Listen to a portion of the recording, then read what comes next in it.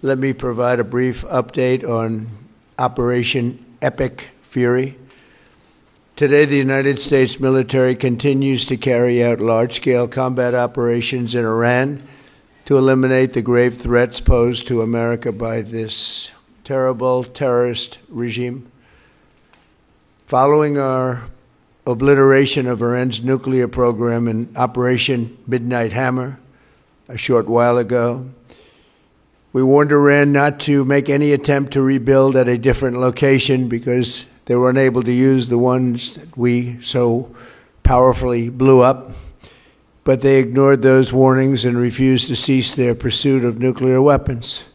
In addition, the regime's conventional ballistic missile program was growing rapidly and dramatically, and this posed a very clear, colossal threat to America and our forces stationed overseas.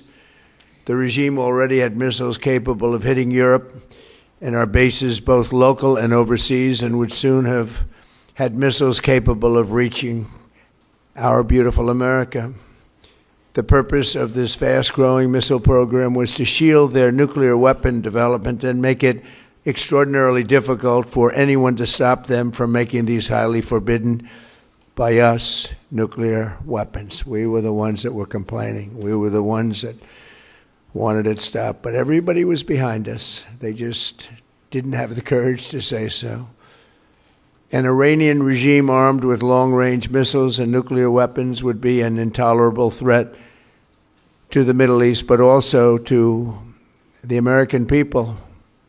Our country itself would be under threat, and it was very nearly under threat. I was very proud to have knocked out the Iran nuclear deal by President Barack Hussein Obama. That was a horrible, horrible, dangerous document. They would have had nuclear weapons 3 years ago, and they would have used them. But I'll not let that happen. For almost 47 years, this regime has been attacking the United States and killing Americans. Every time you see someone with missing arms and legs or a face that's been absolutely shattered violently, it was almost certainly caused by an Iran roadside bomb. They were put there by General Soleimani, who was the father of the roadside bomb. Very proudly, he thought, but I terminated him in my first term. This was our last best chance to strike what we're doing right now and eliminate the intolerable threats posed by this sick and sinister regime, and they are indeed sick and sinister. Our objectives are clear. First, we're destroying Iran's missile capabilities, and you see that happening on an hourly basis, and their capacity to produce brand new ones, and pretty good ones they make. Second, we're annihilating their Navy. We've knocked out already 10 ships.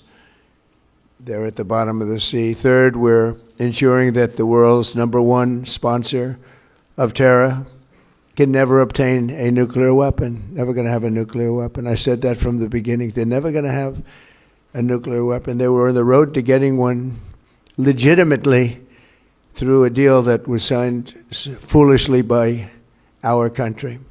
And finally, we're ensuring that the Iranian regime cannot continue to arm, fund, and direct terrorist armies outside of their borders.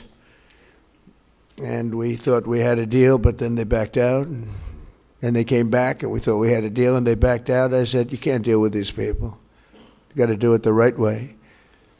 Today, we grieve for the 4 heroic American service members who have been killed in action and send our love and support to their families.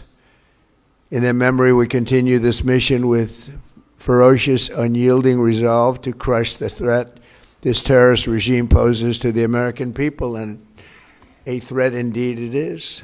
We have the strongest and most powerful, by far, military in the world, and we will easily prevail. We're already substantially ahead of our time projections, but whatever the time is, it's okay. Whatever it takes, we will always. And we have, right from the beginning, we projected 4 to 5 weeks. But we have capability to go far longer than that. We'll do it. Whatever somebody said today, they said, oh, well, if the president wants to do it really quickly. After that, he'll get bored. I don't get bored. There's nothing boring about this. Do you agree with that, Pete? I don't think there's anything, Mr. General. I think there's nothing boring about it. Somebody actually said from the media, I think he'll get bored after about a week or two. No, we don't get bored. I never get bored. If I got bored, I wouldn't be standing here right now, I guarantee you that, to go through what I had to go through. We also projected 4 weeks to terminate the military leadership, and as you know, that was done in about an hour, so we're ahead of schedule there by a lot. But please join me in thanking every American service member who bravely is standing in harm's way. They really are incredible, and I just want to thank you. We have a lot of them right here. Thank you very much. Thank you.